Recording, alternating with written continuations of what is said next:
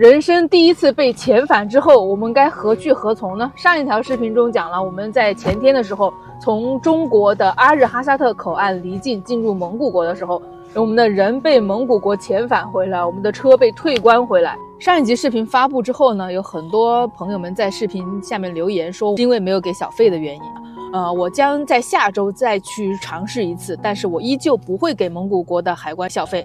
我们去过世界上那么多的国家，没有哪一个国家我给过边检人员和海关人员小费的。我认为海关它放我们通行是它的职责所在，只要我们自身的证件齐全、合法合规，这个就是我们自身的合法权益，而不是说花钱买来的一个施舍。任何一个国家的海关边检人员收取小费都是不合法的行为。可能我们在部分国家会遇到一些海关或者边检人员对我们的一个刁难的行为，但是我自身的合法权益我一定要去努力争取。就算有不好的结果，我也愿意承受。至于我们为什么要选择从蒙古国进入俄罗斯呢？因为我们这次呢出境是开着车辆自驾车辆出境。虽然中俄口岸有很多，但是目前呢都是不可以自驾车辆出境的，必须要绕经第三国。第一个选择呢就是走我现在走的这条路线，绕经蒙古国。第二个路线呢就是绕经哈萨克斯坦，但是要走新疆霍尔果斯那边。这个中间呢所需要绕行的路线比较长，所以我们选择了走绕经蒙古国这条路线，相对来说时间较短。那当然呢，我们需要承担的风险就是这条路线目前尚不成熟，我们现在目前也在承担着我们选择这条路线的一个后果，就是被遣返了一次。但是呢，下周我还会再去尝试新的路线总要有新的人去尝试，走出来了它才叫路嘛。其实在我们以前的出境经历中在和各个国家的海关边检人员斗智斗勇，我们也是有过这样的经历的。你之前在索马里的时候，我们拿着都是准备齐全的入境手续，还有那个邀请函。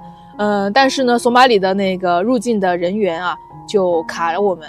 我们在机场呢就跟他耗我们在机场整整等了4个小时，但最终呢还是没有交1分钱的小费，他也依旧放我们入境了。有些人他愿意花钱去换一个快速的通行，这是他的一个个人选择。但是呢，在我看来，我不愿意我们在外面的形象被贴上这种行走的人民币这样的一个标签。蒙古和中国的那个报关的那个互联网是连的，也就是说我们一点对方电脑上都会有，但是我们是智能机，他那边是那个老人机，它显示不全。你看备注栏上是不是写了你们的国际自驾游嘛？他们那边点儿都不显示。蒙古海关总署是明确了，但是丁字口是可以过蒙古海关里面人呢，也想让你们过，但是都是系统上有那个一个载货清单的那个 bug 在上面，他们不敢放。主要下个星期3我们能不能出？确定性上我们给你打90%分，需要是再额外再去要去做一个那个所谓的临时牌照。你过来了之后，相当于说我们再过去走昨天的流程，那我们都直接可以走了，就是这个意思。你的那个蒙古牌照是有备案的噻，备了案的暂时进出口，他们都有理由放心。所以简单来说，我们为什么会被遣返呢？就是我们自驾车辆进入蒙古国，分为人的手续和车的手续。人的手续是没有问题的，是可以入境的，但是车的手续出了问题。我们把车开到蒙古国的目的呢，是要进行国际自驾游，办理的是暂时进出境的一个手续。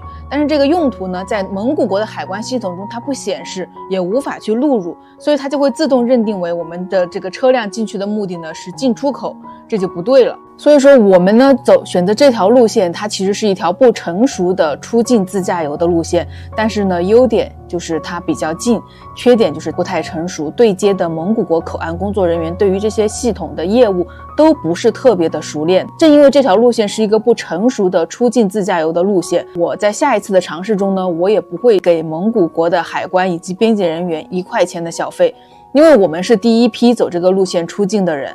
我自己这个选择呢，也会给我们后续如果说有同胞走这条路线的人做出一个例子。咱们只要手续齐全，证件合法，是可以不用给1块钱的小费，也能够为自己争取到出境的正常权益的。零下30度冷吗？我觉得不冷。几天前，我连人带车被蒙古国遣返，这件事如同推倒了多米诺骨牌，让我如同从一个冰窖掉进了一个火坑，一个零下30度的火坑。被蒙古国遣返视频发布后，我收到了一条粉丝私信，他是本地人，关注我几年了，得知我来到他的家乡，出境遇到困难，便跟我说要带我在本地游玩，还要帮助我解决出境的难题。其实这份心意哪怕仅仅是说说而已，我就已经很感动了，还要帮我解决自驾出境的难题，这我根本没敢往心里去。可是仅仅带我去游玩这一项，他真的说到做到了。东界的草原是什么样？蒙古族都还住蒙古包吗？我有着和所有外地人一样的疑问。他便利用休息时间带我走遍了这座边陲小城新巴尔虎右旗。刚深入草原，暴风雪就给我们上了一堂敬畏自然的课，在这里就陷住了。原来本地人开本地车在风雪天里也会遇到麻烦，等了40分钟，终于有车路过，才帮忙把我们拖了出来。从公路开进土路，车上度过的每一秒都在诠释着牧区的地广人稀。直到我们在一辆朴素的房车面前停下，我才知道原来他还拜托了他的同事带我们参观自家牧场。现在的牧民呢，完全一年四季住在蒙古包里面的，就在内蒙这边是特别少了。它不像于一般的那个板房啊，下面是有轮子的。到了夏天的时候，他们转换那个牧场，就可以有一辆那个车在前面牵引着，把这个房子啊拖到他们另外的牧场上去。这是新时代的蒙古包了，牧民们的生活早已日新月异了。一杯奶茶下肚，寒意已被留在了窗外。烧煤供暖，太阳能供电，用机器凿冰抽水。古老却不守旧的生活，依旧是草原儿女们血液里的精气神。他说大学毕业后，很多人和他一样又回到了家乡，他们想在这常住人口3万多的小城里留住草原儿女们心中的情怀。后来我得知他是公务人员，可是做的事情却是很不纯粹，甚至有点傻。其实牺牲休息时间带我到处玩就已经做得很真诚了，他完全不必去包揽帮我解决自驾车出境困难这样一个大麻烦。这不但不是他的工作职责，也似乎超越了个人力量范围。也许他并没有考虑万一做不到是不是会很尴尬，只想着做成了就行。而最终通过多方面努力，我们收到了确定的好消息，我们终于可以出境了。零下30度的草原不冷吗？冷。但零下30度的新巴尔虎右旗却不冷，能驱散寒冷的只有旺盛的生命力。